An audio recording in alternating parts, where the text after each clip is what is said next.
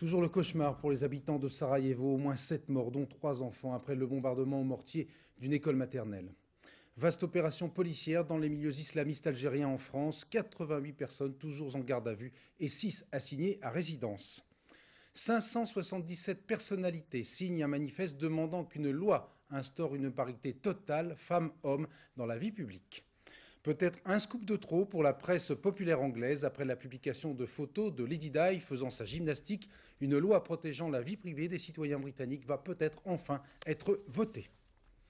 Madame, Monsieur, bonsoir. Oubliés du reste du monde, les habitants de Sarajevo s'apprêtent à passer un nouvel hiver, rythmé par les privations, le froid, mais aussi la peur sans cesse présente. Aujourd'hui, un obus de mortier a frappé de plein fouet une école maternelle, faisant au moins 7 morts, dont 3 enfants, qui attendaient tout simplement de rentrer en classe. Gilles Rabine. C'était une école de fortune, ouverte l'an dernier grâce à la Fondation France Liberté de Daniel Mitterrand. Une petite école, ouverte pour rescolariser quelques enfants de l'un des quartiers les plus exposés de Sarajevo, l'école du 1er mai. Un seul obus de mortier, ce matin, à la fin de la classe des petits, alors que les grands, ceux de 8 ans, attendaient pour entrer en classe. 6 morts, dont 3 enfants, 40 blessés, la moitié de moins de 8 ans. On ne sait toujours pas quel camp, serbe ou croate, est à l'origine de l'attaque. C'est l'une des horreurs cachées du siège de Sarajevo. Les enfants sont les cibles principales des combattants de tous bords. Un seul obus est tombé sur ce quartier de la capitale bosniaque aujourd'hui. Seuls ont été touchés l'école et la boulangerie d'à côté, mais c'est l'école seule qui était visée. Encore 3 enfants morts, 20 enfants atteints de multiples éclats d'obus, encore des enfants qui resteront mutilés, des adolescents aussi, qui faisaient la queue devant la boulangerie. Chaque jour, les mères de Sarajevo s'attendent au pire. Et chaque jour, c'est pire que ce qu'elles attendaient.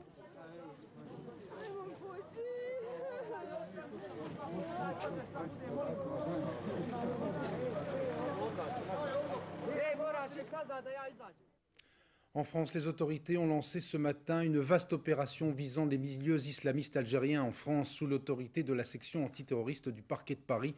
Pour l'instant, 88 personnes sont toujours en garde à vue et 6 ont été assignées à résidence. Reportage Michel Fine, Gilles Doblard. Les inspecteurs de la PJ ne lui ont pas laissé le temps de résister.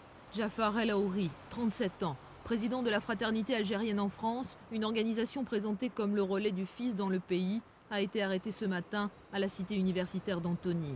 Interpellé également le porte-parole de la FAF, Moussa Kraouch, mais aussi le secrétaire, le trésorier de l'organisation. À Lyon, Lille, Marseille, Toulouse, en région parisienne, les policiers ont arrêté 80 personnes, des responsables de la fraternité algérienne ou d'autres soupçonnés d'apporter un soutien logistique à l'organisation. Ce sont des gens qui sont en France, qui ont des opinions. En France, le délit d'opinion n'existe pas encore. Donc rien ne justifie sur le plan juridique, à mon avis, ce coup de filet. Peut-être maintenant on attend de ce coup de filet de trouver quelque chose. C'est ce que j'appelle la pêche miraculeuse. Mais je suis assez sceptique sur le résultat. En fait, ce qui intéresse aujourd'hui la justice, en particulier la section antiterroriste du parquet de Paris qui coordonne l'opération, c'est avant tout cela. Des tracts, des disquettes informatiques, de l'argent, tout document saisi dans les perquisitions et dont l'exploitation sera précieuse. On a retrouvé dans ces cartons des textes à diffusion restreinte dont on juge le contenu tout à fait inquiétant. Ça s'est bien passé ? Très bien. La finalité de l'opération, faire un croquis précis d'une organisation qui ne dit plus son nom, le FIS. Savoir quels sont ses objectifs et qui rencontre qui. Des 80 personnes interpellées, beaucoup seront relâchées. D'ores et déjà, 6 arrêtés d'assignation à résidence ont été pris, 2 revues ont été interdites. Certains, qui sont en situation irrégulière, seront reconduits à la frontière. Quant aux autres, ceux dont on aurait la preuve qu'ils appartiennent à un réseau actif lié au FIS, ils seront expulsés en vertu de la procédure d'urgence absolue. S'il y avait un message, il serait celui-ci. On sait qui vous êtes, où vous êtes. Premier avertissement du gouvernement français aux islamistes. De Paris, les magistrats de la section antiterroriste coordonnent les opérations menées de façon tout à fait similaire dans une quinzaine de villes de province. À Lille, par exemple, 7 personnes ont été interpellées, 12 à Marseille et 8 à Lyon. Parmi les militants interpellés ce matin en région parisienne, les deux principaux responsables de la fraternité algérienne en France, la FAF, considérée un peu comme la vitrine entre guillemets légale du fils en France. Que représente précisément la mouvance islamiste algérienne en France? Quelle est son influence idéologique? Esquisse de réponse avec Valérie Gagé. Le critère est le bulletin du fils en France. Distribué à la sortie des mosquées, il permet à des militants islamistes de revendiquer certaines actions militaires menées en Algérie. Interdit par le ministère de l'Intérieur, le critère existe toujours, mais il a pris un autre nom, résistance. Le critère était édité par la Fraternité algérienne en France. Son fondateur, Djafar El-Ouari, candidat du fils en Algérie aux dernières législatives, est l'un des militants arrêtés ce matin en banlieue parisienne. Avec Moussa Kraouch, lui aussi interpellé ce matin, il s'est lancé dans une virulente dénonciation de la répression du fils en Algérie. La fraternité algérienne en France s'attaque ouvertement au pouvoir algérien. La police estime à une cinquantaine seulement le nombre de militants islamistes connus résidant en France. Pour elle, la fraternité algérienne n'est qu'un groupuscule qui, pour s'affirmer, cherche des relais auprès des grandes associations musulmanes. Les militants du fils ont entrepris un travail de terrain dans les banlieues des grandes villes françaises. Mais leur influence est à ce jour restée limitée auprès des 4 millions de musulmans qui vivent en France. Dans notre pays, les modérés qui prêchent un islam tolérant demeurent de très loin les plus nombreux. À Alger, le porte-parole du ministère des Affaires étrangères a expliqué lors d'un point de presse que son pays ne fera aucun commentaire officiel. L'Algérie estime que l'opération de police menée en France est, je cite, une décision souveraine de l'État français. Le porte-parole a renvoyé aux déclarations du chef du gouvernement algérien il y a tout juste une semaine sur France 3.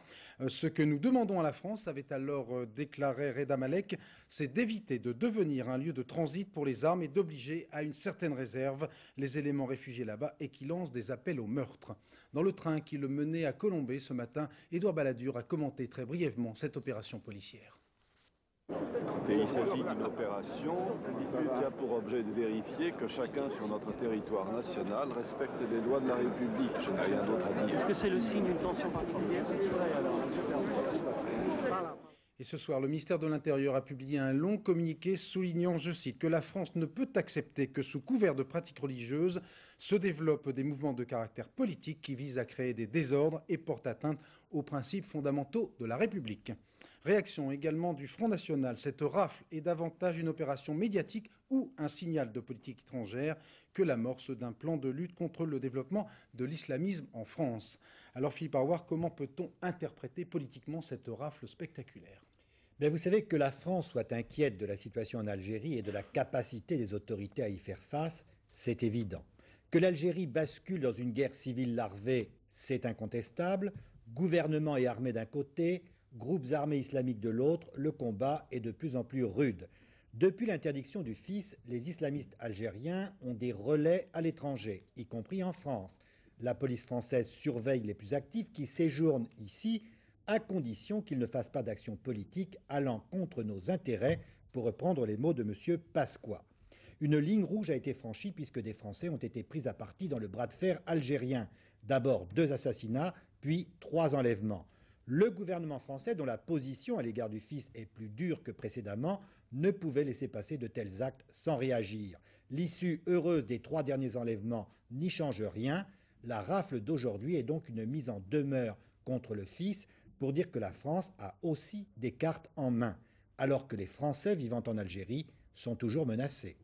Merci. À Téhéran, un Iranien a été légèrement blessé ce matin par l'explosion d'une grenade dans les locaux d'Air France. Au même moment, 2 engins explosaient dans la cour de l'ambassade de France, toujours à Téhéran, sans faire de victimes. La police iranienne aurait arrêté 3 suspects. En Jordanie, ce sont les modérés qui sortent largement vainqueurs des premières élections législatives multipartites organisées dans ce pays depuis 37 ans. Les islamistes ont perdu presque la moitié de leurs sièges. Conclusion, la nouvelle chambre des députés jordanienne ne devrait pas faire obstacle au processus de paix avec Israël. Commentaire Michel Monponté. En se rendant hier aux urnes, le roi de Jordanie savait parfaitement quel était l'enjeu de cette première élection multipartite depuis 37 ans dans son pays. Il en savait l'enjeu mais aussi le but, son but. Laminer si possible par ce scrutin tous les partis islamistes qui sont opposés à toute négociation de paix avec Israël. Avec le dépouillement du vote hier soir, le roi a su qu'il avait parfaitement réussi ce pari. Les islamistes perdent en effet aujourd'hui 50% de leur représentation au Parlement. 68% des Jordaniens se sont donc déplacés pour venir voter, propulsant même pour la première fois une femme au Parlement, Toujar Faisal, une journaliste de 45 ans, irréductible ennemie des fondamentalistes, tout un symbole. Dès ce soir, avec ce nouveau Parlement, le souverain hachémite a donc les mains parfaitement libres pour avancer sur le chemin des négociations de paix avec son voisin israélien. 40 ans après, de nouvelles révélations sur les expériences nucléaires durant la guerre froide, avec l'ouverture principalement des archives militaires secrètes de l'ex-URSS. On en a désormais la preuve. À l'époque, tout était bon pour tester l'efficacité de la bombe et l'on n'hésitait pas à exposer directement des hommes pour mieux analyser les ravages du champignon atomique. Des centaines de milliers d'hommes ont ainsi servi de cobayes, bien malgré eux, et pas seulement en Union soviétique, comme nous l'explique Patrick Esther. 14 septembre 1954. Cette bombe atomique va être accrochée sous une forteresse volante soviétique, puissance 20 kilotonnes. Une bombe comparable à celle d'Hiroshima. Le pilote a pour mission de larguer l'engin sur une cible, peinte au sol, à 970 km au sud-est de Moscou. L'objectif atteint, la bombe est larguée. Ce que le pilote ne sait probablement pas, c'est qu'à quelques kilomètres seulement du point zéro, c'est-à-dire du point d'impact, 45 000 soldats attendent dans des tranchées un ordre. Celui de traverser la zone contaminée. 45 000 cobayes humains. Pour l'état-major, il s'agit de savoir si après une explosion nucléaire, et malgré les radiations, les hommes restent opérationnels. Première conclusion, le matériel, lui, n'a pas résisté, soufflé par l'onde de choc. Qu'importe. Sans équipement particulier, la troupe s'engage. Elle a rendez-vous avec la contamination, avec la mort lente. Ce document n'est sorti que tout récemment des dossiers secrets de l'armée soviétique. Il est accablant. Plus d'1 million de civils se trouvaient à moins de 160 km de là. Aujourd'hui encore, personne ne sait combien de cas de cancer, combien de morts l'explosion a provoqué parmi ces populations. À l'époque, en URSS comme aux États-Unis, les effets des radiations étaient pratiquement méconnus. Et ce, malgré les 2 bombardements d'Hiroshima et de Nagasaki. Alors, les expériences se sont multipliées dans le plus grand secret, en URSS mais aussi aux États-Unis. L'atoll de Bikini atomisé, et le désert du Nevada surtout. Là, prisonniers de droit commun sont exposés aux nuages radioactifs, soldats, population civile. Des expériences réalisées par ignorance, mais des expériences réalisées délibérément par les responsables militaires et politiques américains. Et plus près de nous, est-on bien sûr que les expériences atomiques françaises, effectuées dans le Sahara, puis à Mururoa, n'aient pas obéi, au moins en partie, aux mêmes impératifs? Saura-t-on jamais combien la population des atolls du Pacifique aura payé le passage des nuages radioactifs planant au-dessus de Mururoa lors de dizaines d'essais atmosphériques? Des essais critiqués par le monde entier et suspendus en 1974 seulement.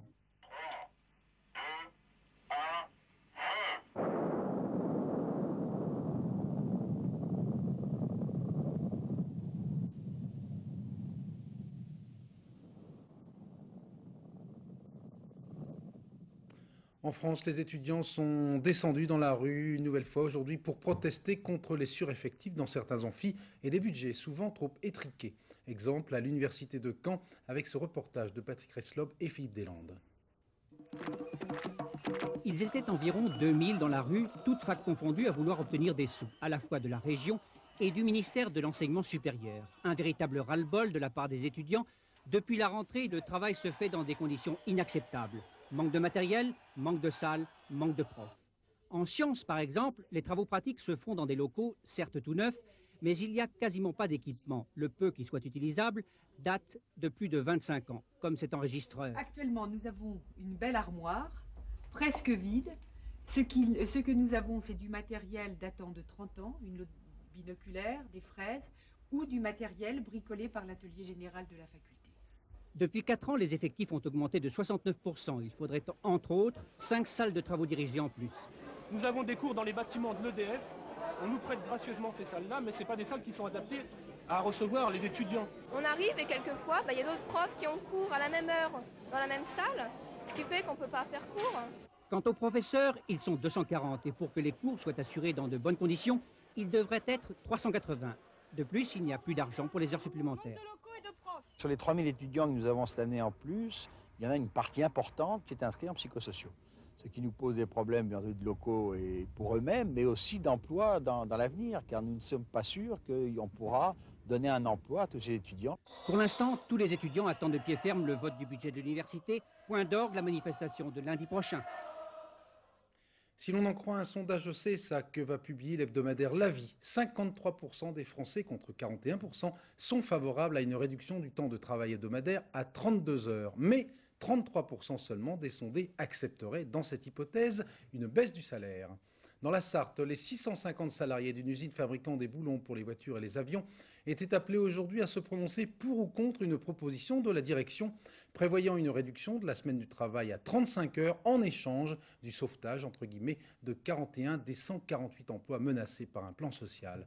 Reportage Yannick Le Tranchant, Yann Jiquel.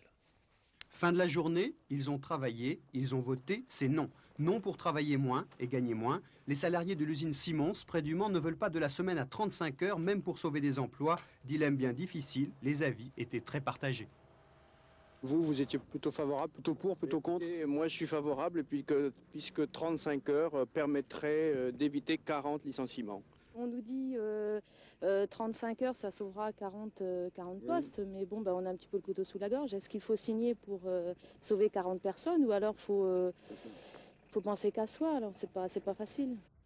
La direction, très discrète, proposait de faire passer la semaine de 38 heures à 35 avec perte de salaire. L'ambition était d'adoucir un plan social prévoyant 148 suppressions de postes. Ce soir, la CGT se félicite de la victoire du non. Pour elle, ce référendum était un piège. Pour la CFDT, c'est peut-être une occasion manquée. Je crois que les gens ont choisi qu'il y ait 40 licenciements de plus. Maintenant, on essaiera de travailler pour qu'on puisse obtenir ces 40 licenciements de moins par d'autres manières. Chez Simons, le spécialiste des boulons pour l'aéronautique et l'automobile, les 650 salariés pris ce soir pour que ce deuxième plan social en 6 mois soit vraiment le dernier. La bourse de Paris à nouveau en forme, le CAC 40 a clôturé sur une hausse de 1,35%. À la hausse également, la cote de confiance d'Édouard Balladur, 57%, soit un point de plus qu'en octobre, selon le baromètre mensuel Gallup publié par l'Express. Le Premier ministre a participé aujourd'hui en compagnie de Jacques Chirac et de nombreux RPR au traditionnel pèlerinage du souvenir à Colombey, 23 ans après la disparition du général de Gaulle. François Mitterrand a fait fleurir la tombe de l'ancien chef de l'État. Plusieurs personnalités viennent de publier un manifeste pour l'instauration par la loi de la parité femmes-hommes dans la vie publique française. Reportage à parité parfaite, Patricia Charnelet et Yves Barbe. Regardez bien, l'Assemblée nationale et le Sénat boudent les femmes. 5% seulement d'élus femmes dans notre Parlement, ce qui nous situe à l'avant-dernière place des pays d'Europe. D'où se manifeste cette pétition pour réclamer une parité dans la vie publique. Moi, je suis pour le mélange des cultures, pour le mélange des races. C'est ce qui fait la force d'un pays comme la France. C'est ce qui fait qu'elle est reconnue dans le monde entier pour cette vertu-là. Je ne vois pas pourquoi subitement ce pays-là, alors dans ce créneau-là, dans ce compartiment qui est un compartiment vital, puisqu'il est un compartiment humain, tout d'un coup ferait l'impasse de plus de 50% de sa propre population et de cette sensibilité-là. Il y a moins d'élus femmes aujourd'hui qu'en 1945. Pourtant, très régulièrement, les partis politiques jurent que la situation va changer. Mais rien n'y fait. Globalement, le pouvoir parlementaire reste une affaire d'hommes. C'est évident que les milieux politiques sont plutôt misogynes, ce qui est normal, parce que la politique, c'est quand même le dernier cercle du pouvoir, et s'ils perdent celui-là, ils seront très malheureux. Je constate qu'il y a un véritable appétit de la part de toutes sortes de femmes, qui ne sont pas des ambitieuses ou des intrigantes ou des femmes de pouvoir, et qui ont envie de s'occuper des affaires publiques. Il y a quelques années, le Conseil constitutionnel, consulté sur cette parité homme-femme imposée par une loi, l'avait jugée anticonstitutionnelle. Mais aujourd'hui, de nombreux juristes disent le contraire. Qui est le corbeau? C'est la question clé du procès Villemain à Dijon, En effet, de l'identité du délateur dépendra en effet la vérité sur le meurtre du petit Grégory. On attendait beaucoup de l'audition cet après-midi de l'un des frères de Jean-Marie Villemain, Michel. Compte-rendu d'audience, Dominique Verdeillan, Bruno Giraudon. Entre Michel Villemain et son ex-femme Ginette, silence et chuchotement. Jean-Marie le frère est persuadé que plusieurs membres de sa famille savent la vérité. Tous pourtant depuis hier défilent à la barre. Depuis 9 ans on cherche, on ne comprend pas. Résultat, on soupçonne tout le monde. Pour la défense, Michel, oncle de Grégory et copain de Bernard Laroche, apparaît comme l'informateur possible du Corbeau. On essaye de m'accabler sur beaucoup de choses, mais j'ai rien à dire. J'ai rien à me reprocher. On dit surtout que vous étiez très proche. C'est sûr. On dit surtout que vous étiez très proche de Bernard Laroche. Très proche de Bernard Laroche, mais c'est pas Bernard Laroche, le Corbeau. Et c'est pas vous le Corbeau? Non, moi non plus. Est-ce que vous avez quelque chose à dire à votre frère Jean-Marie? Jean-Marie, j'ai plus à le parler. Vous voulez plus y parler? Non. Pourquoi? Il a fait trop de mal à la famille. Pourtant, il a perdu son fils. Il a perdu son fils, celui qui cherche la vérité comme nous, qu'on la cherche. En quoi il a fait du mal à la famille? Accuser tout le monde. Pourtant, ce soir, Michel s'adresse à son frère. Crois-moi, Jean-Marie, je ne mens pas. Moi aussi, je veux savoir la vérité, Monsieur le Président. Seulement aujourd'hui, il y a Jean-Marie qui m'accuse. Je regrette, Michel, mais je ne t'accuse pas. À quelques mètres de là, dans une autre salle que celle où se tient le reste de la famille Villemain, se trouve Christine. Ainsi, elle n'a pu entendre ses beaux-frères et belles-sœurs dire qu'aujourd'hui, ils la croient innocente. Un peu comme si on voulait donner aussi, enfin, l'image d'une famille unie.